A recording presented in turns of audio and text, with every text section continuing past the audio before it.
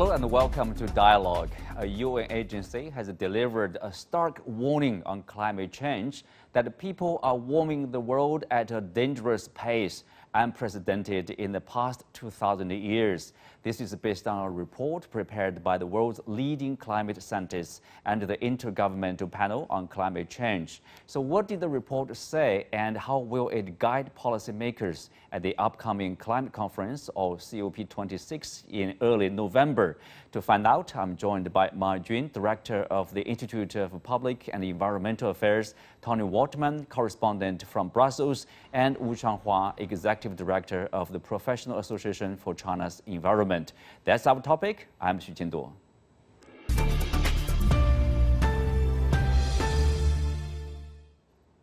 So, Tony, from Brussels, the report basically made some assessment. That report itself was made by the Intergovernmental Panel on Climate Change, or IPCC.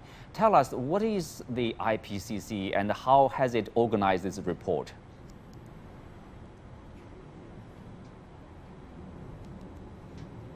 Well, the IPCC is a UN body. It was founded in 1988 with the primary goal of putting together these extremely comprehensive and science-based reports on climate change for governments to use when setting their climate policies. Of course, now they're also this turn-to document for business leaders, for investors, and certainly also for activists. But the panel itself is non-political. It is comprised of hundreds of the world's leading climate experts and researchers, although they don't actually conduct any research of their own. What they do is they review the scientific papers and studies that have already been published. For this particular report, that is 14,000 different studies that they had to look at. They review them, they analyze them, and they draw conclusions. And very importantly, they also take what is often very scientific jargon and they translate it into information that is easy to understand for anybody who does not have a PhD. As you would imagine, this process can take a very long time. This particular report, which was 4,000 pages long, took about 5 years to complete. And they're specifically looking at what the impact of climate change is already and what the future risks could potentially be, and then they give some suggestions to governments on what they can do, what actions they can take to sort of mitigate the worst potential outcomes. At various stages in this process, they bring in these expert reviewers who painstakingly go line by line in the report. They're checking for accuracy. They're also looking for the completeness of the scientific review. And they oftentimes leave comments. Tens of thousands of these comments were left that had to be followed up on. So it's a very comprehensive, a very thorough, and therefore a very credible review when it comes to climate change right now. Mm-hmm. Well made. The point, very credible information in the report. The report showed that emissions of greenhouse gases from human activities are responsible for approximately 1.1 degrees Celsius of warming since the period of 1850 to 1900, and find that averaged over the next 20 years, the global temperature rise is expected to reach or exceed 1.5 degrees of warming. Tell us, what is the significance of these discoveries here?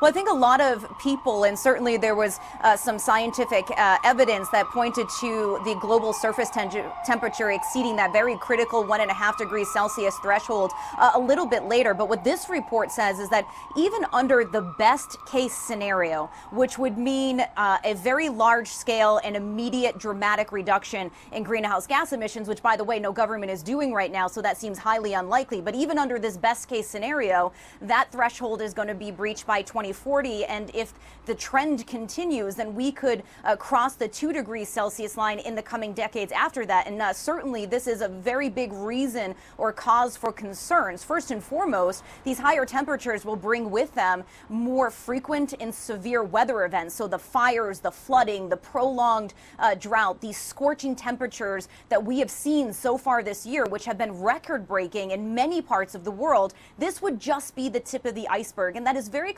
catastrophic, but potentially for humans, for human life. Thousands of people die in these extreme weather events every single year. These storms can damage farmland. These high temperatures can cause our fruits and vegetables to shrivel up and die before they can be harvested. So it could threaten the global supply of food, and also water systems can dry up or they can become more acidic, which then threatens the life that lives within these water systems. So very catastrophic and extreme events can follow. And as the temperature rises, those consequences become exponential. They get worse as the temperature continues to rise. Scientists are also concerned with these so-called tipping points, that there could be these unforeseen consequences as the temperature rises, and at some point some of the changes that we see taking place could become irreversible. And this is something that the report says is already happening with our oceans and our ice sheets, that the changes that are taking place are going to be irreversible for thousands of years to come. So there are some very extreme things that can happen, but giving these data sets to the policymakers is crucial, because with this knowledge in hand, they can then set policy that could potentially stave off the worst of these outcomes. Of course, what they end up doing and how ambitious they are is something that is a completely different story. Well, the report also says, the consequences, as you described, of climate change will increase in all regions, not concentrated in one part of the world, bringing more extreme weather like the recent flooding, of course, the heat waves and fires we witnessed recently. So why the report provided, that's probably why they provided such a detailed regional assessment of climate change. So how can this information inform risk assessment, adaptation, and other decision making?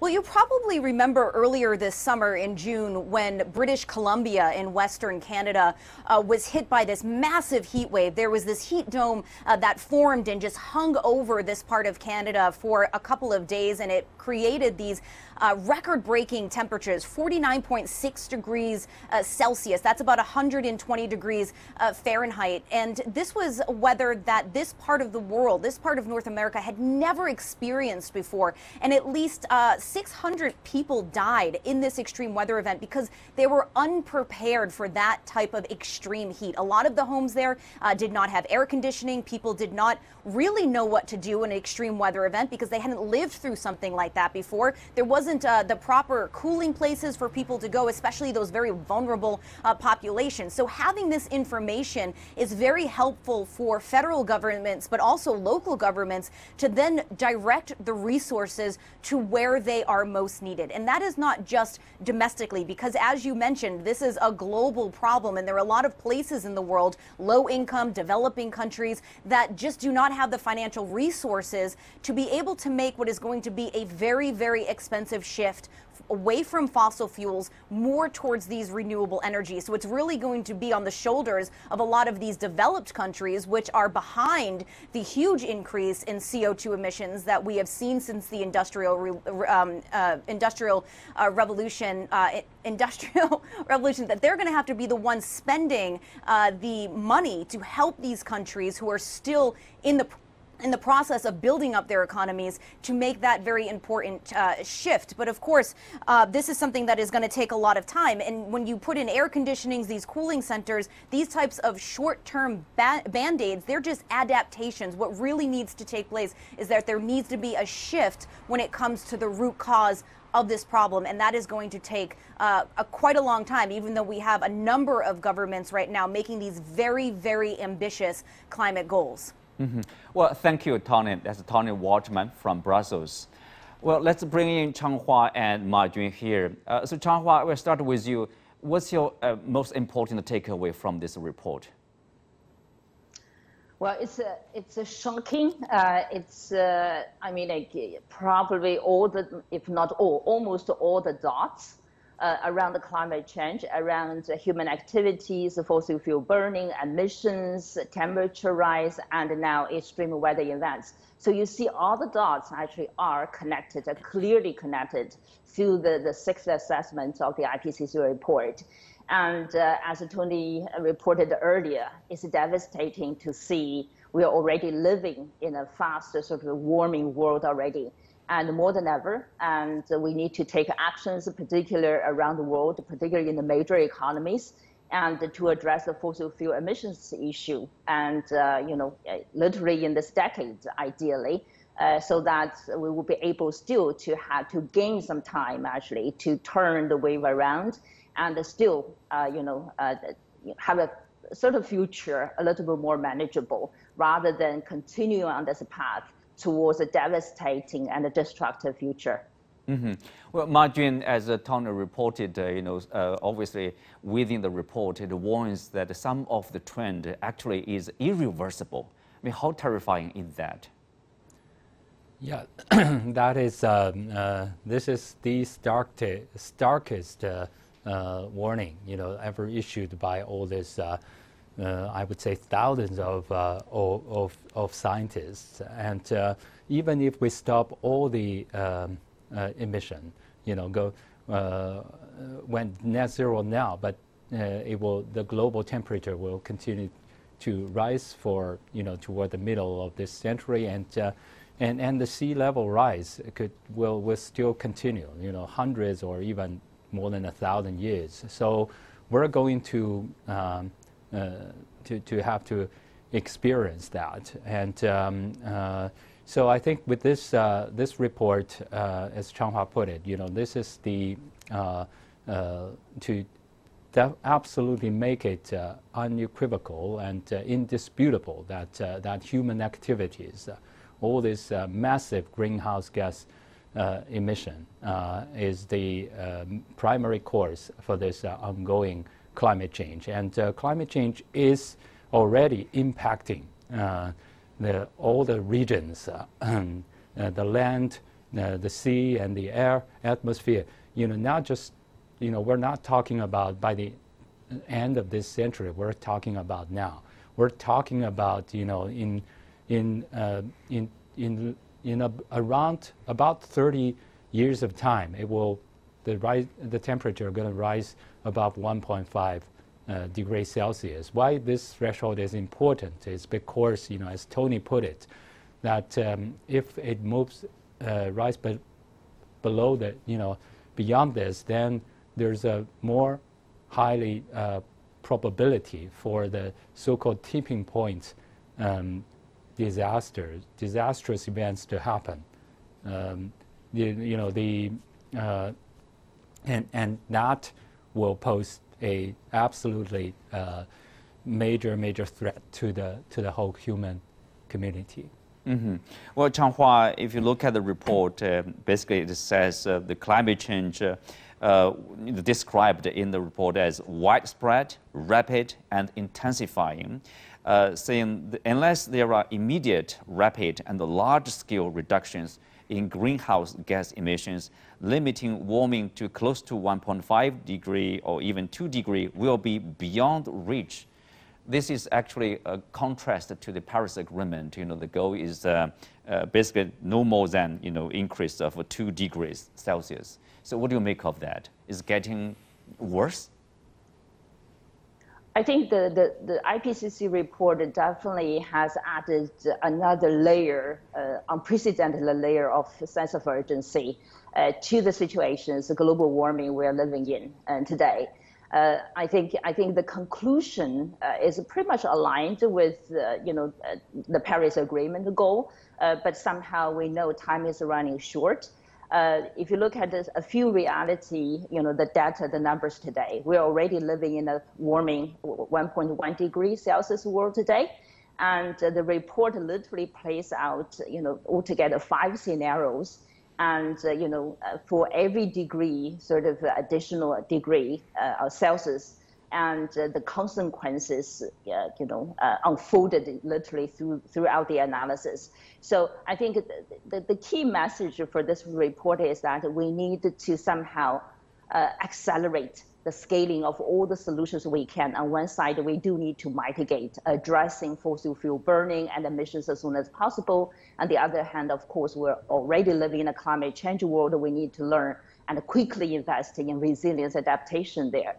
what's encouraging is, I think that, of course, the IPCC has painted a very, very dire sort of world future for the global community. But on the other side, actually, we started to understand the root causes. Now we know human activities, burning fossil fuels, emitted emissions, and causing the global warming. And then, of course, leads to all these catastrophes of natural disasters, which we are experiencing literally now. In the meantime, we know why. We know actually, burning fossil fuels, clearing forests, and as well as uploading the atmosphere with all these greenhouse gases emissions, including carbon, methane, all the others there are the root causes, basically. Now, from the solutions part, as long as we know the root causes, then we can put the solutions together. So, of course, we need to end fossil fuel as soon as possible, literally achieving net zero emissions as soon as possible. In the meantime, to really halt deforestation. So the global community, with a sense of urgency, now need to concentrating on those solutions there, right? And investing in those solutions. That's why the Paris Agreement, the international process, lays the foundation, literally, for global community to work with each other to figure out how to achieve net zero carbon emissions as soon as possible. Currently, all the nations are committing, most of the nations committing to achieving zero carbon around the mid of century. Now, probably we need to figure out actually whether we can achieve that goal ahead of time as much as possible. We definitely need to halt any sort of a decline of nature immediately, so that we wouldn't really further damaging actually the natural environment. In the meantime, actually, there are other solutions like methane, which is also clearly laid out in the report there as well. So that's a sort of encouraging sign. We know why, what caused the problem, and we know exactly what to do. Now, what's left is really the global efforts together, collaboratively, to address those issues. Mm-hmm.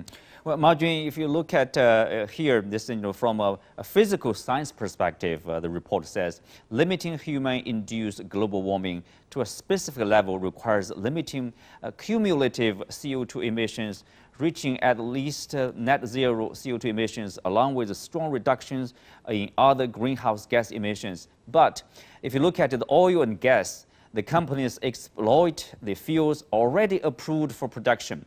Those actions alone will consume the 1.5-degree carbon budget by 2037. Pretty depressing, if not hopeless.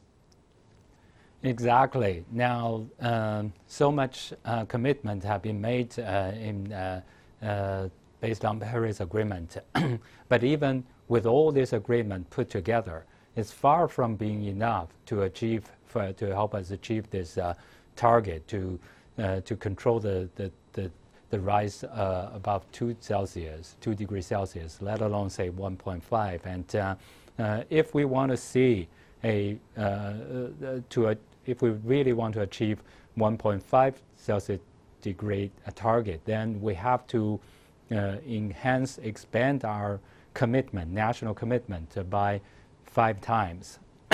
And it means that year on year, the reduction got to happen at a rate of more than 7%. I mean, that's how challenging it is. That's how narrow the window opportunities are. And now many companies also made their commitment, but unfortunately, through all our research, we found many of them have yet to translate those into their actions. Many of them have yet to start taking action to tackle their own carbon footprint. You mentioned about the 5 times effort to reduce the greenhouse gases, emission here. Marjorie, on the ground, how difficult it is, say, for a nation to achieve that target or to make that effort? Yeah, it is extremely challenging. Think about, now the reason for the global, we talk about physics science, and through the monitoring, we found that the CO2 carbon intensity, carbon concentration have risen from 280 millimeter to, now at this moment it's above 417. So that's the rise, as Changhua put it, this is caused by massive human emission, and that emission have reached a total of 2.4 trillion tons, metric tons, and now if we want to achieve 1.5 degrees Celsius target, then we only got about 400 billion tons left. That is the total emission that we can continue to put into the atmosphere. Think about today, globally, it's about nearly 500 tons. 500, every year it's about 50 billion tons, and China alone emit about 10 billion tons. Think about, we only got, even just China, there's only chance for us to continue to emit by 40 years before we hit this limit. Mm-hmm. So that's why, it's so important for the whole world to come together to join this global race to zero. And that's why now it's encouraging that more than 127 countries and regions have joined the efforts to make their own carbon neutrality pledge. China is one of them. But how to translate, how to translate those into action, how to seriously neutralize, either stop or neutralize all this 10 billion tons of carbon dioxide, plus all the non-carbon dioxide greenhouse gas emission. We're still figuring that out. Mm-hmm. Well, Changhua, obviously, if you look at the solution, big countries like China and the US, one is the largest contributor, one is the historically largest contributor. What are they doing? Are they doing enough, or other countries that they have made pledges? But that's not like obligatory, right? You cannot punish them for not for failing to meet that kind of goals or target, right? Yeah, I think the international climate governance, or even climate politics, actually is always complicated, complex, and there's no doubt about it. But we shall not be stuck in the global climate politics. We have to really focus on the solutions there. One very positive, message coming from the IPCC report assessment this round is that there is a clear blueprint or pathway laid out throughout the analysis. One, actually, we know with before COP26, which is going to happen later this year, with all the commitments, actually 95 or 97 countries made to the Paris Agreement, if all delivered, that's going to lead us to somewhere probably around 3 degrees Celsius warming. If now with more countries committing to achieve zero carbon or net zero carbon neutrality by mid-century, including US and China, if that's delivered, it's going to get us very close to 2, now probably around the 2.5 degrees Celsius warming. Now, adding another piece of the puzzle, which sort of you mentioned earlier on, is around this methane leaking or emissions, particularly from agriculture, shale gas, oil and gas sort of wells. That's going to pretty much getting us to around 1.5 degrees Celsius warming, the goal, which is probably pretty much the goal. So if you're adding all the pieces together, so now there is a hope. The hope is that we sort of know exactly what needs to happen. And in many, many ways, we are already equipped with the technology capabilities, even expertise, at least actually in the largest economies there today, so that we'll be able to deliver that. Besides emission reductions, besides halting deforestation or decline of nature, then we can add another piece of the puzzle, which is carbon removal from the atmosphere directly.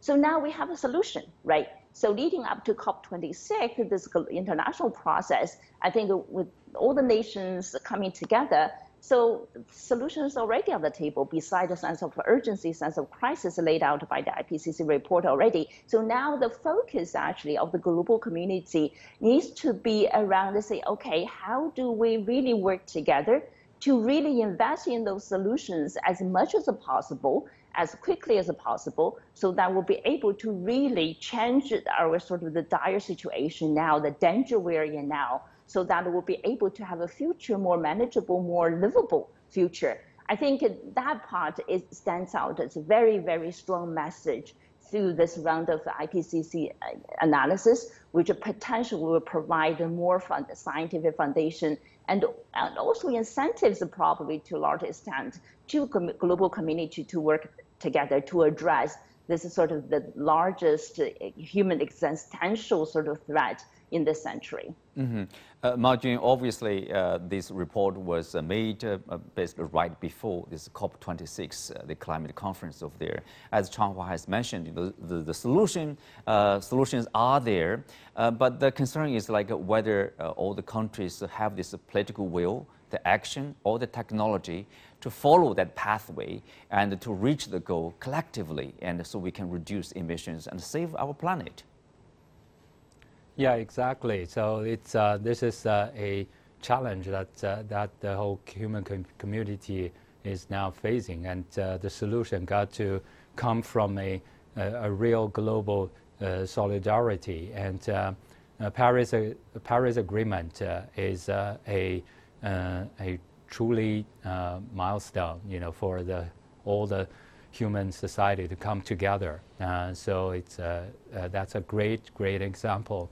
But then, we suffered from the setback with the U.S.,